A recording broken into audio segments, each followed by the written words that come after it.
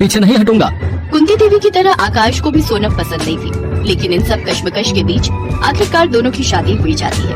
अपने सुहागरात वाले दिन जब सोनम आकाश को दूध का गिलास देती है तो वो उसे गुस्से में फेंक देता है और कहता है, देखो मुझे तुम में कोई इंटरेस्ट नहीं है, जबरदस्ती शादी हुई है हमारी। मेरे पापा ने जो गलती की है उसे मैं नहीं मानता। मेरी ऑलरेडी एक गर्लफ्रेंड है, करिश्मा। तो फिर तुमने मुझसे शादी क्यों की? अब मैं कैसे इस रिश्ते में रहूंगी जहाँ मेरा पति मेरे साथ ही नहीं है? जैसे मैंने तुमसे न चाहते हुए भी शादी की, वैसे ही तुम भी अब इस रिश्ते में मजबूरी में रहो। अगले दिन सुबह जल्दी उठकर सोनम घर का सारा काम कर लेती है और फिर नाश्ता बनाकर अपनी सासू माँ से कहती है, माँ जी आ जाइए, नाश्ता तैयार है। चुप कर गरीब की बेटी, न जाने कहाँ से हमारे पल्ले पड़ गई। वो तो किस्मत अच्छी थी तेरी जो हमारे घर बहू बनकर आ गई। माँ जी मुझसे ऐसी क्या गलती हो गई जो आप मुझसे इस तरह से बात कर रही हैं? क्या गरीब होना पाप है? नहीं बहू, ऐसा नहीं सोचते। भले ही ये दोनों आज तेरी कदर नहीं करते, लेकिन मैं जानता हूँ एक दिन इन दोनों को अपनी गलती का एहसास जरूर होगा। आकाश और कुंती देवी सोनम के साथ अच्छा व्यवहार नहीं करते थे, वो बात बात पर उसे सुनाया करते थे। ऐसे ही कुछ दिन बीत गए और एक रोज आकाश अपनी गर्लफ्रेंड से शादी कर उसे घर ले आया। कुंती इस शादी से खुश थी क्योंकि करिश्मा एक अमीर घर की लड़की थी।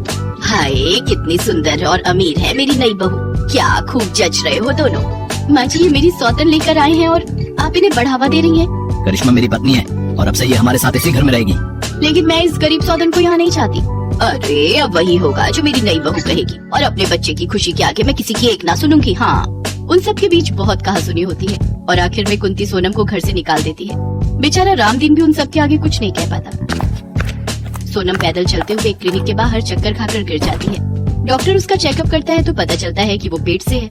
सोनम अब अपने बच्चे के लिए जीना चाहती है और वो जंगल में जाकर एक फूस की झोपड़ी बनाकर रहने लगती है और अपना पेट पालने के लिए काम ढूंढने लगती है। उसे रास्ते में एक टमाटर का बगीचा दिखता है। सेठ जी आपकी बहुत मेहरबानी होगी अगर आप मुझे इस बगीचे में काम दे दे तो।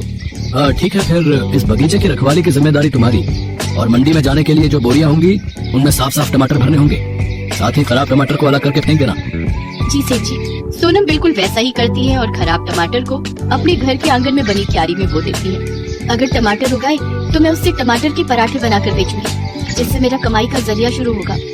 कुछ महीने बाद उसके आंगन में अच्छे खासे टमाटर उगाते हैं, जिसे वो आटे में गूंथकर पराठे बनाकर बेचने लगती है। सबसे पहले वो पराठे वो अपने सेठ जी को देती है, जो कि उसे बहुत स्वाद लगते हैं। सेठ जी सोनम के काम से बहुत खुश थे। कुछ देर बाद उसके ठेले पर ग्राहक आने शुरू हो जाते हैं।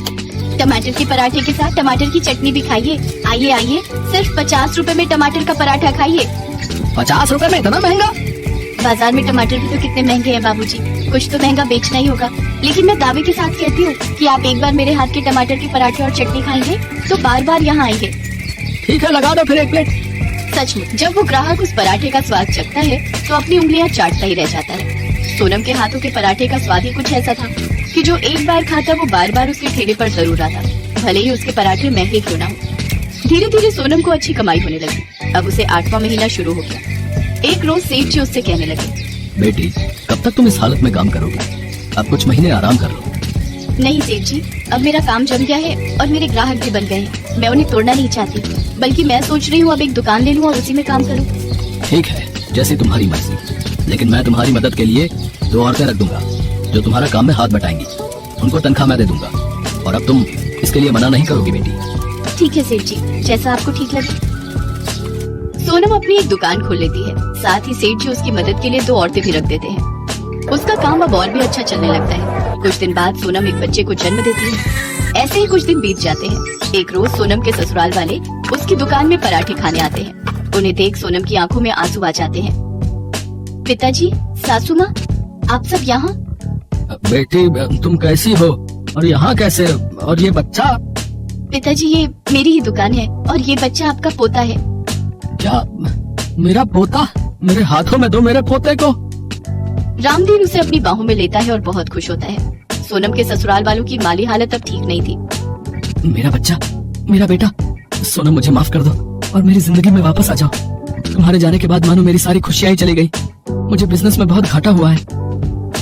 हाँ बहू, आजा अपने घर, आजा। क्यों माँ जी, आपने तो मुझे अपनी समीर बहू के लिए घर से निकाल दिया था, तो फिर मैं अब आप सबकी जिंदगी में लौट कर क्यों आऊँ? अब मुझे किसी के सहारे की जरूरत नहीं। मैं खुद अपने पैरों पर खड़ी हूँ और अपने बेटे के सहारे अपनी जिंदगी काट लूंगी। पिताजी, आपको जब भी मेरी जरूरत होगी या अपने पोते से मिलना होगा तो आप मुझे कह दीजिएगा। उस दिन आकाश और कुंती देवी को अपने किए हुए कर्मों का चाटा लगता है। उस दिन से वो गरीबी की जिंदगी जीते हैं तो वहीं सोनम अपने पराठे वाले टमाटर की वजह से हर जगह मशहूर हो जाती है। अब वो अपने बच्चे का पालन पोषण खुद करती है। कुछ महीनों बाद उसकी जिंदगी में गौरव नाम का लड़का आता है, जिसके साथ वो खुशी खुशी